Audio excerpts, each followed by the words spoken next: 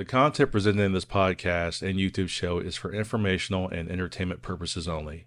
It is not intended to be a substitute for professional medical advice, diagnosis, or treatment. Always seek the guidance of your physician or other qualified healthcare provider with any questions you may have regarding your health or a medical condition. Never disregard professional medical advice or delay in seeking it because of something you have heard or seen on this show. If you think you may have a medical emergency, call your doctor or emergency services immediately. The host, guest, and producers of this show are not responsible for any adverse effects resulting from your use of or reliance on any information presented.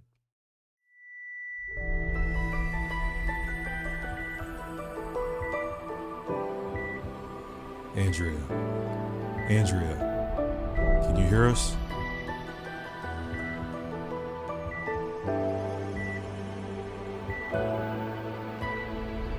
Many years ago, I died for 26 seconds. There are so many people in this world that have experienced life events that have led to their soul purpose.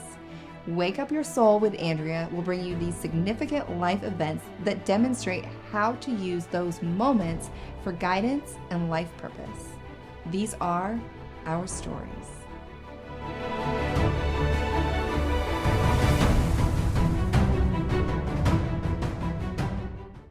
Hi, everyone, and welcome to Wake Up Your Soul with Andrea Lynn.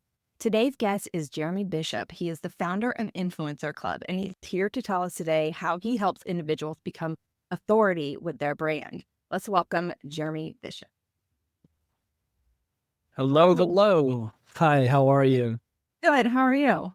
Doing well. Thank you for having me. Looking forward to getting into our conversation today. Yeah, so I want to start with, obviously, you have become an authority in the space of marketing and branding people and helping them become authority with their brand. How did you get there? Well, I started as an entrepreneur when I was about 19. I'm 31 now, and I got introduced to my first entrepreneurial journey at 19, and I had a bit of success. I had a lot of fun in the network marketing space, if anyone's familiar. And I built this really big affiliate network of like 5,000 people. And it's where I got my feet wet with entrepreneurship and speaking. And after a few years of a lot of hard work, I got a call and the company shut down basically overnight, this company that we were a part of. And so I looked back and I was like, man, if I could have done one thing more, I would have focused on building my name just as much as any product or service or company that I represent. And so it sort of led me on this mission down this path of what is a personal brand? How can I build my name to represent any project, company to build or be a part of in the future? And so that's sort of where everything got started in my early 20s. Wow. What sparked all this for you, though? The entrepreneurship, like as a child, what sparked all that for you?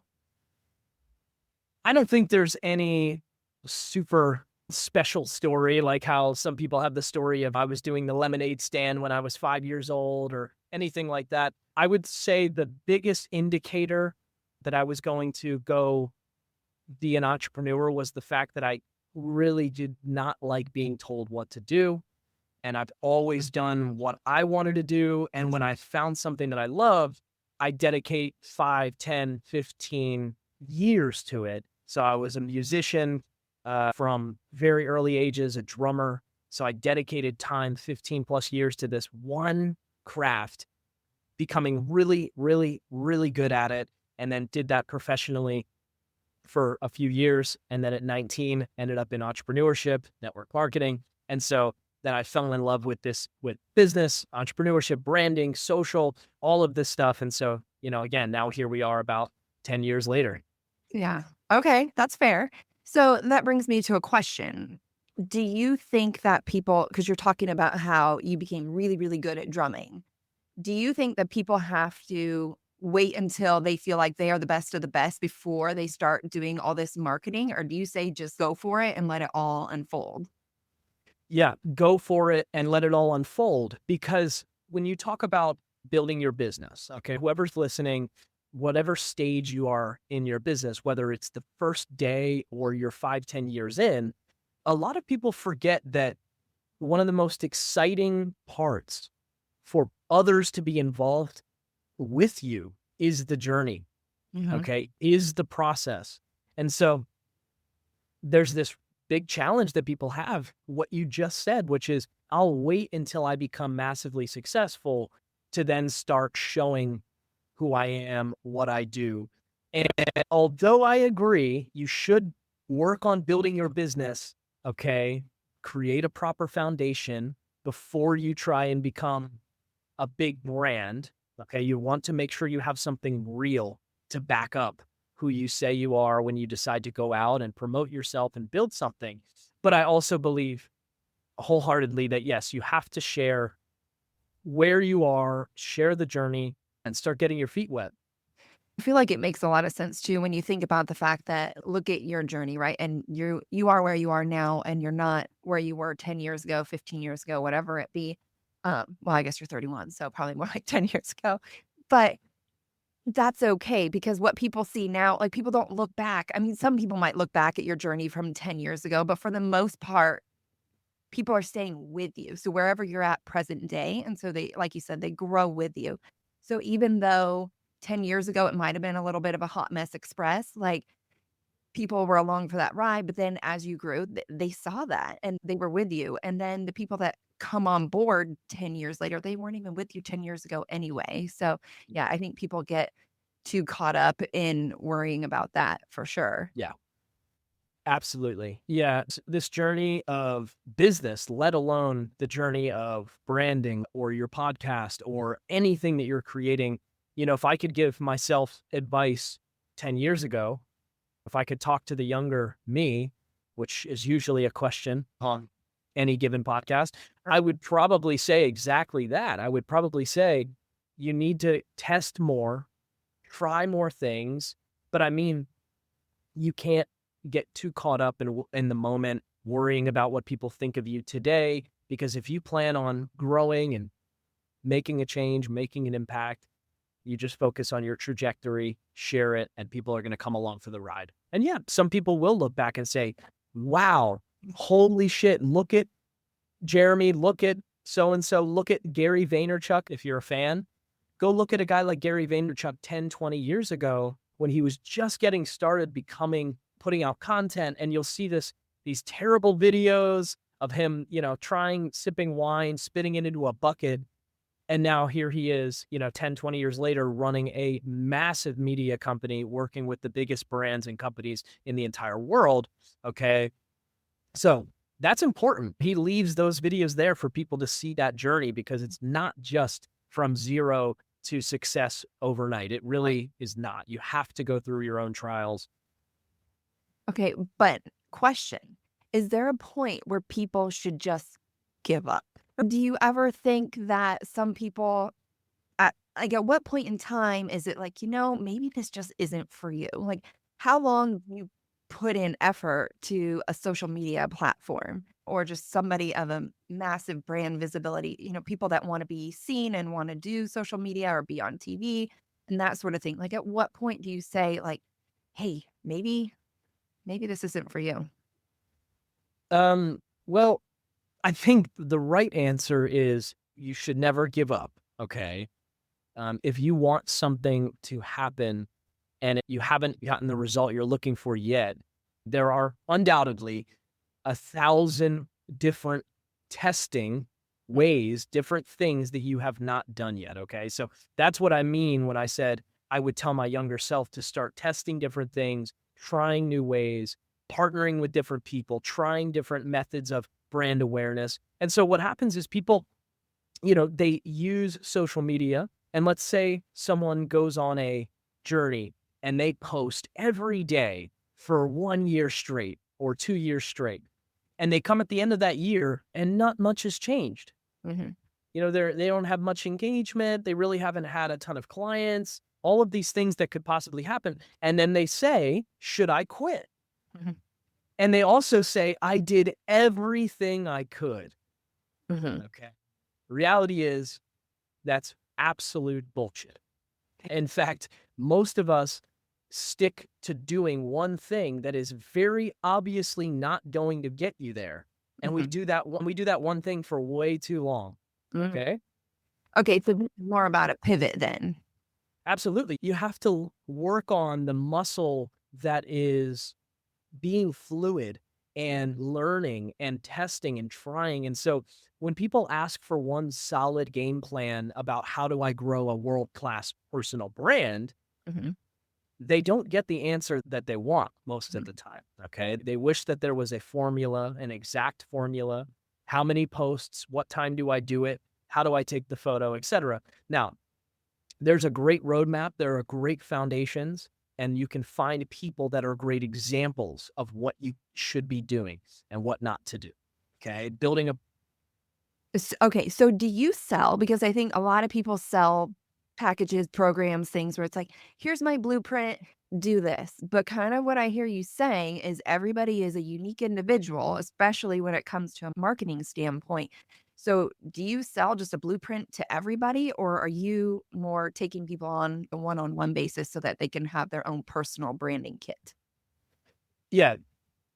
The second, our company takes on individuals like exceptional talent only. Okay. Exceptional entrepreneurs only. At this point in our business's career and trajectory and journey, we're at a point where we know that to create a level of brand awareness that is going to really have an impact and get them the rewards and the success that they're looking for, they really do need to have, or you, the listener, needs to have a great foundation in your business and in your real life if you wish to translate that to an incredible high-level personal brand. Now, that doesn't mean that you can't go build a brand from scratch, even though you don't have a massive business or anything like that. That's just our positioning in regards to who we work with in our world. I hope that gives a little bit of an overview. Yeah, that makes sense. And I think that would be the most ideal situation for somebody trying to grow. But what would you say to somebody that, I mean, this is a lot of people, right? They're posting and they're posting and they're posting, and like their followers are not increasing. What would be a recommendation you would give them? Is there something that tends to help people bring in followers? Yeah, there are lots of things that Yeah. tend to help people bring in followers, and posting is just one tiny, tiny little piece of the ecosystem. Okay. So, as an example, some people might ask themselves or ask you, why am I not getting enough comments? And have you ever heard the phrase, show me your calendar and I'll show you your outcome? So, there's this concept that show me your calendar, your schedule, and I'll show you your results. Okay. And so when someone says, I wish to have a bigger audience, I wish to have a bigger following, and then you ask them a simple question like, well, how many discovery phone calls are you having in your business with new people? How many messages, direct messages, emails, LinkedIn messages, Instagram, any platform? How many messages are you sending every single day to new people to build a relationship or make an impact or make a new touch? Okay. How many podcasts are you doing every month? How many speaking events have you booked in the past year? Yeah. We can go on and on and on and on. Okay. My point is there are so many parts to the branding ecosystem that could you imagine if we do this podcast and we exchange info and we exchange Instagram? Don't you think that we'll probably end up liking each other's posts from here on, maybe dropping a comment? Okay. And so somebody says, well, how did you get so many people to come? You say, well, I spent time with this person. I gave my time. She gave her time. We built a connection, and that is as simple as it is. Okay. So social is just a correlation. You know how people say money will simply elevate who you already are. Okay. That's the concept. If you give a lot of money to a bad person, they're just going to do the same thing at a higher level. Okay.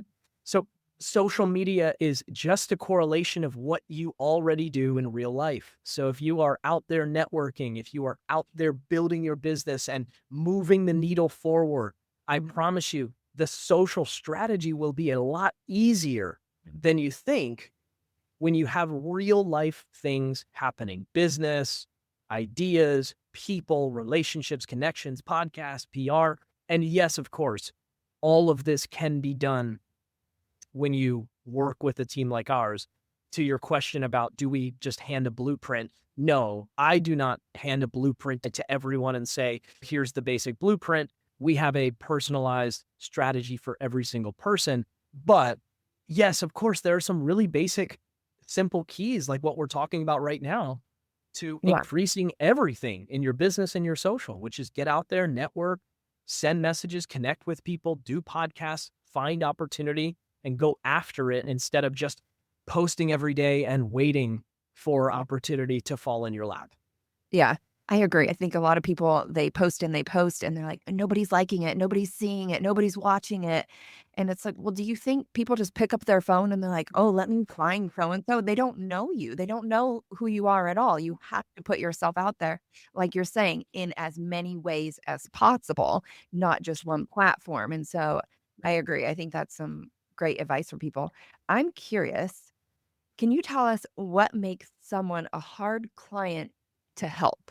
Like, what would make somebody hard to work with? Yeah, that's a great question. That's a great question. I don't think anybody's ever asked me that. Thank you. What makes someone hard to work with? Very, very easy. I hope everyone hears this, okay? Because there are so many out there that think they are not the problem in a scenario where they're making an investment, they're looking for a team, they're looking for a great company to take care of them, okay? And they think everyone else is the problem, okay?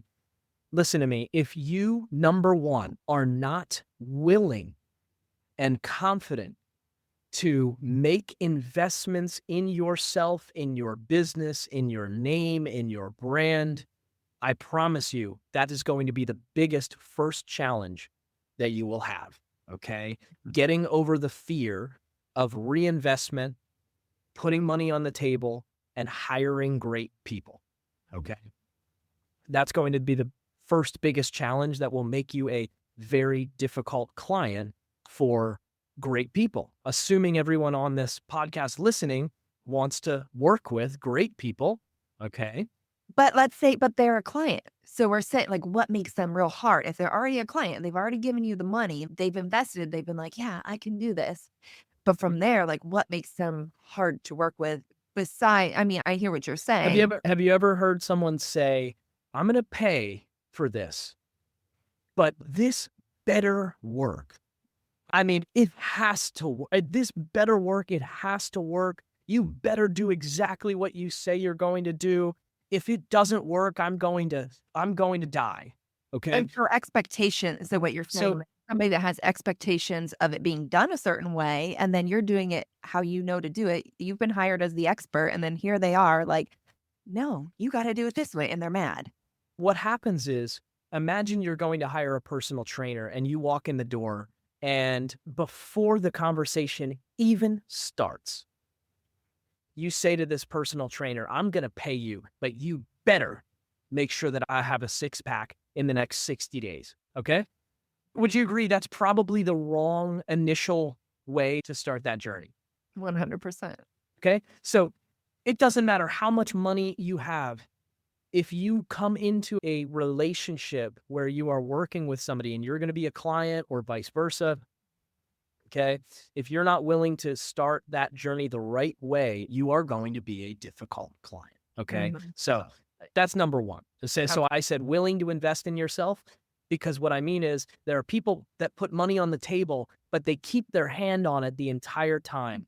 They're not really invested, okay? They invest and they say they are, but they come and they tell the personal trainer, you better give me a six-pack. But yesterday they were eating terrible food, not exercise. They're not even in the state to receive or get, okay? So over 10 years, we have grown from working with everyone to exceptional entrepreneurs only. Why is that? Why is that? Because if you want to be a great client, you have to work on yourself and become someone that people already look at and have validated. Those are the people I want to work with. So a bad client is someone who's not willing to invest in themselves. A bad client is someone who is not coachable, not open-minded, wants to do it their way, but invested for you to take care of them. Okay. A bad client is someone who says, all of these things you're doing for me are not important in my mind, right? Versus trusting in the people that you invest in and the people that you hire. The same way that if you have a company and you have a team of people, you have to allow them to do great work. Mm-hmm. You don't get great work by overseeing every second of every day and telling them that it's garbage. No, you do great work by showing them what you would love to happen at the end, trusting in them, creating a process, and trusting the process as well. Well, and you're here to market the product and they are the product, right? And if they Correct. come to you and they aren't a polished product yet, you can't do that for them too, right? Is what I We hear. can try. Yeah. Certainly can try. And I've tried many, many, many times in the past. Absolutely. Yeah. That's funny. So what would you say people could do to stand out more on social media? Is there something that you would say helps people really stand out besides obviously like we were talking about, like put yourself everywhere and all that, but is there something about yourself? Is there something unique that people can do to make themselves more of a standout person? I think that the foundation of a great personal brand is starting to balance your content. So take a moment and sort of sit down, whether it's a piece of paper, you have a chart, a discovery chart, a layout, and sort of just put some bubbles. And I love helping people do this. It's so simple. This is so basic, like ABCs. Who are you? What are different facets of your life on a professional level, personal level, hobbies, lifestyle? Do you travel? Are you a musician? Are you an athlete? Are you an artist? Are you a father, mother, husband? What? All of these things that most of us overlook. And we say, I thought people only wanted to hear about my business. And the answer is no. Yeah. We don't just want to hear about your business. In fact, I don't want to hear anything about your business until I hear about you first. Right? Yeah. So people don't care about what you know and what you're capable of until they know that you care. Okay. That's the oldest phrase in the book. And what it means is simple. What you can start to do, I can't give you any specifics on how to angle the camera to make you look better and, what caption you should write. That's got to come from the heart. Okay. A lot of this has to come from just trial and error. Again, like I said, testing, having fun with it, not worrying, and getting out there. But what I can tell you is a balanced brand is you sharing more of you, okay, in a balanced setting. You with friends and family, you with business partners, colleagues, clients, your lifestyle, your hobbies, social platforms, especially Instagram, are really meant for that, okay? And so if you can just really portray and start to show an authentic you, and then start adding in the resume, and then start adding in who you are, what you do, what your business is about, how you can help people. Because yes, people do want to know and they need to know how you can help them. But people really want to know who you are. Yeah, I remember this was a few weeks back, but you took a quick look at my Instagram and you're like, well, first thing I got to tell you is I don't even know who you are in all this because I post a lot of clips from my show. And so it's mostly my guests. I'm trying to highlight their stories. It's not about me, it's about their story to me. But I also understand that people have to enjoy me as the host. And so I totally get that. So I am doing a little bit better now. I think I'm sharing a little bit more about personal insights into my life. But next question is, what is the most outrageous thing that you've ever done to leverage yourself as a person of authority? The most outrageous thing? Yeah. There's gotta be something. I feel like everybody at some point is like, they just want to go for it. And they're like, let me just do this. This seems crazy, but I think it's going to work. Yeah, I think I don't have anything outrageous in the definition of crazy and ridiculous. Maybe that would be my definition. But I can tell you the day that my wife, Stephanie, looked at me and she was like, we help all of these other clients grow their brand. And we've helped them grow, some of them to 100,000 plus followers. And we've done all these amazing things for them. And she said, we need to grow you to 1 million plus and have you truly become a superstar as well. And you're there, million. You're at a million. Yes, absolutely. Now, yep. And that was an outrageous thought because I was stuck in that same world that a lot of people, if you have clients, if you have a business that serves others, I know you'll hear this all the time, this thought of, well, I'm just here to help everyone else. I don't need to, have my face on anything. I'm just here to serve everyone else. And what I didn't realize was being outrageous in my goal, being outrageous in what I think I deserve as a brand or as recognition, going to that 1 million mark, doing 50 to 100 podcast interviews, building this massive brand was exactly the recognition that I needed to help my members, my clients think even bigger for themselves. So it ended up growing my confidence. It ended up growing all of the people in our ecosystem and all of the clients to come. And immediately they started to think 10 times bigger than they already had dreamed that their brand could go. So I don't think it's any coincidence that when you, the leader of your own world, your own business, when you decide to think bigger for yourself, allow it, be outrageous, okay, whatever that looks like, okay. And again, that could just be being outrageous by getting on social media more right now, okay? Keep posting more. But you need to be outrageous with your goals and everything will follow and come along with it. Absolutely. Mm-hmm. So you brought up your wife, and that brings up something I wanted to talk about, if you're okay with it, but just let me know if we can't. But you had, on a phone call, you had mentioned that how you ended up doing your own company and transitioning because you used to be in a partnership and that had to dissolve. And you mentioned what she had said to you and why you ended up dissolving the partnership. Can we talk about that? Yeah, we can talk a little bit about that. Absolutely. The first thing I'll say is that when you have a strong person in your life, they can give you a set of eyes that otherwise you might not have the ability to see through. Okay. In this case, if you're running a business or if you're kind of in the everyday process, you're focused on getting your numbers right, you're getting your revenue, you're taking care of a team, whatever that looks like for you, it's very difficult to take a step back sometimes. Okay. So when this person, now my wife, when Stephanie came into my life, she started to help me systemize and see things as someone who was, a step back. Right. And it became this sort of guidance and trajectory. And I was in a previous business partnership and she started to help me recognize some things that I already knew that I didn't want to be a part of or, handle certain ways in business, client treatment, things like that.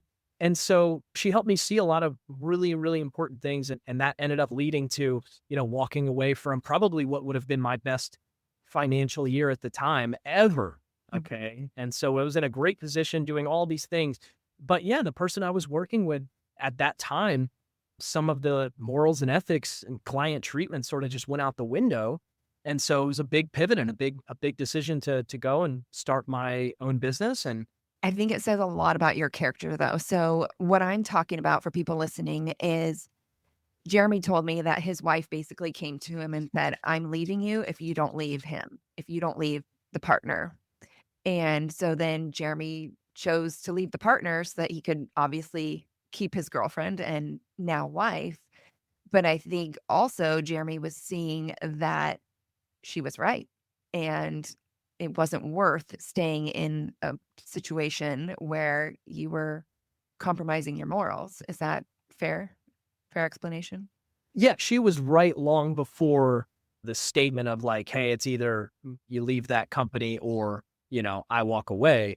It was already so clear. There was no conversation, right? I mean, it was that black and white. And again, when no one is there to test you in life, if no one's there to test you against your own actions, that can be really scary because I'm sure you've seen a lot of horror stories of people just kind of spiraling, going down a dark path. especially in business, it's very easy to just kind of lose a sense of reality as to what you're doing and, how you're treating people and, all of these things. And so, yeah, it was a pivotal moment. And she said that to me. But again, it was probably the easiest decision I've ever made. Yeah. No hard feelings to Yeah. the old partner and all that Yeah. good stuff. But yeah, I mean, it was very obvious, right? It was like, I can't explain it any easier than to say, if someone is, making bad decisions, creating a bad environment, people are being negatively impacted. It's just that simple. Now, if I hadn't had that person around me, or if anybody listening can think of a scenario where someone could be there to test your morals or your judgment, I don't know, but I'm very happy that I, had somebody there. Yeah, it brings up a really good point, though, in that people should have somebody in their life that they can confide in and kind of keep them on track with their business, right? And be like, hey, I don't know if you should be doing that interview. Like, I think that's going to mess with your brand. I think it's great to have that person that kind of keeps you in check because, yes, not everybody has a significant other. So even if it's a close friend, I think it's important that people have somebody that they're kind of consulting with, even if it's somebody that they hire like you or just a best friend. And I know some people want to not share anything. They want to keep everything to themselves. You never know who's going to steal something or whatever. But Yeah. I guess for me, though, at the end of the day, I just trust that like I am morally doing things right. And I'm always going to land on the high ground no matter what, because I believe in the divine power of that. And if I'm just always working with a good conscience, then nothing bad is going to come my way that would be so detrimental to just throw me off my platform. Yeah.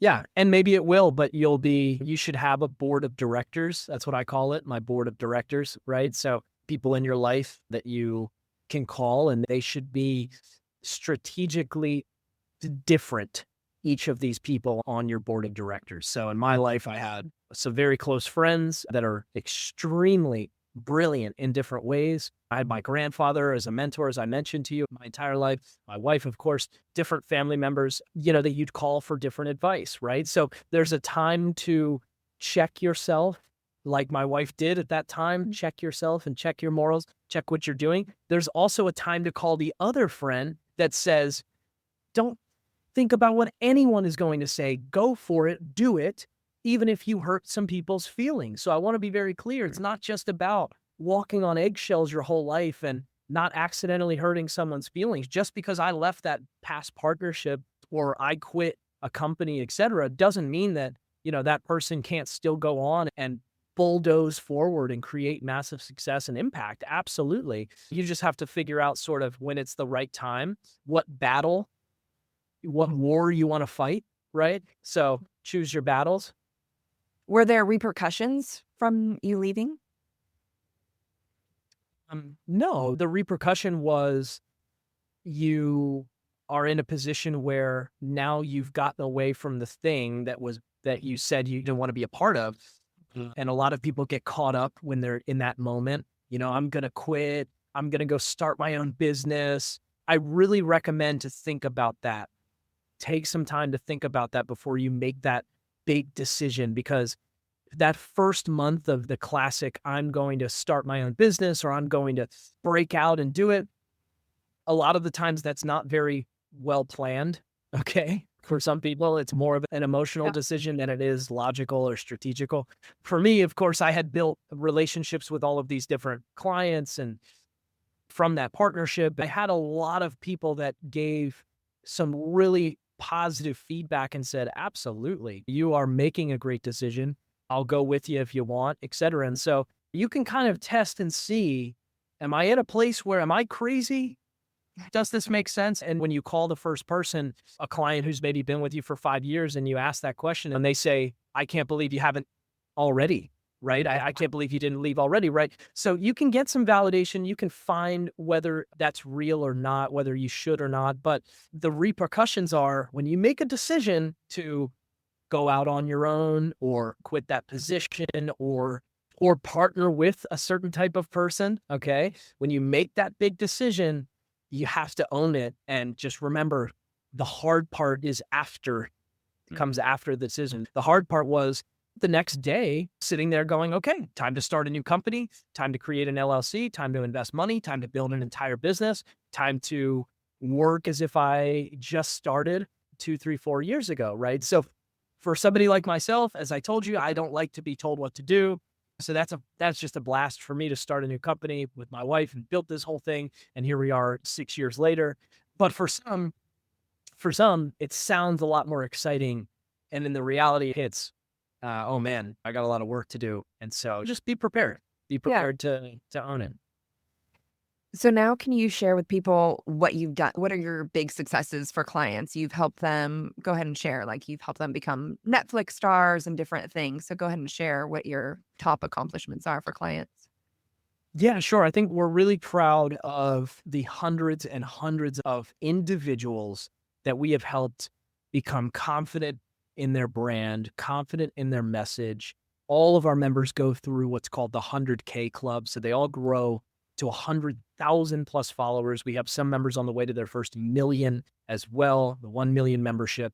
And there are so many stories, but I'll just pick one or two. I think about one of my guys, Jeffrey, 2, 3 years ago. We get on the phone. He's transitioning into real estate later in his career. He doesn't really have a big social media presence whatsoever, doesn't have a big following, but he's in New York and he's dealing with clients and a competitive market, handling $1 to $10 million properties. Okay.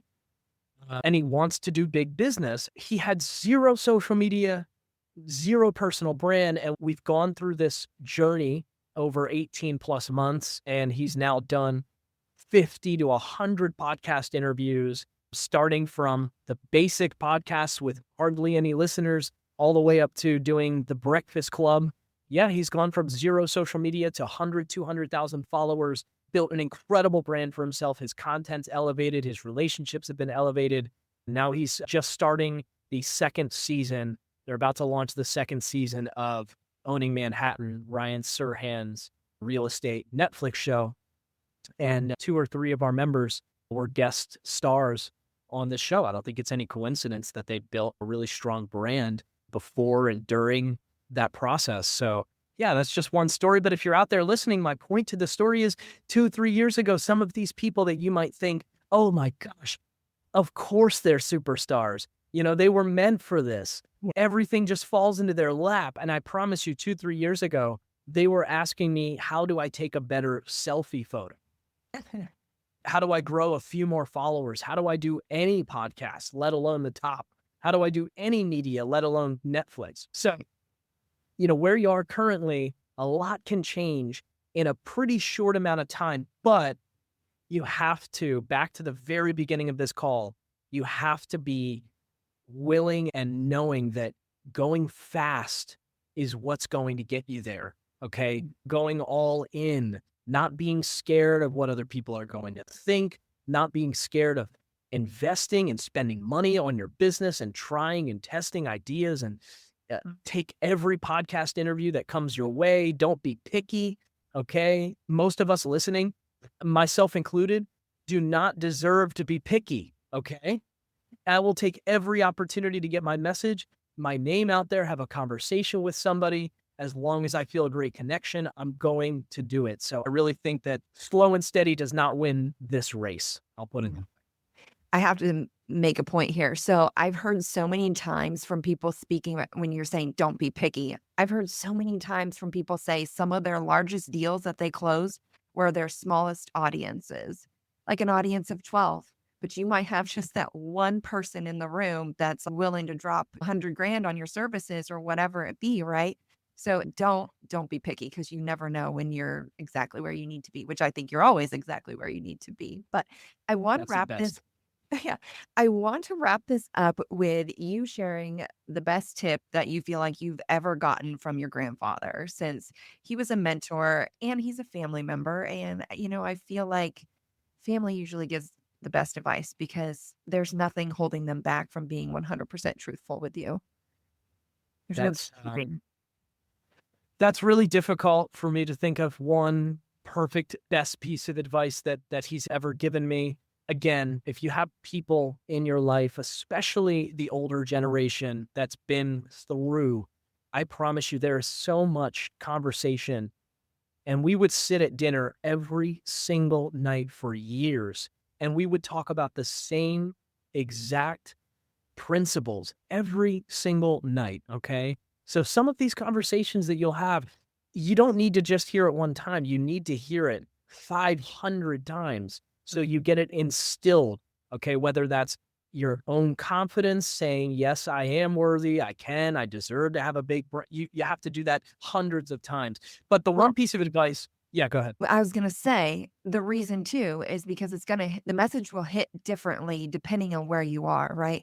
And every day we go through different things. So you could hear that same message 1,000 times, but depending on where you are in that day, you're going to have a different perception of that message. So it will never get old. Sorry, carry on. Well, no, I agree. I'll give you two pieces of advice. One, a quick story.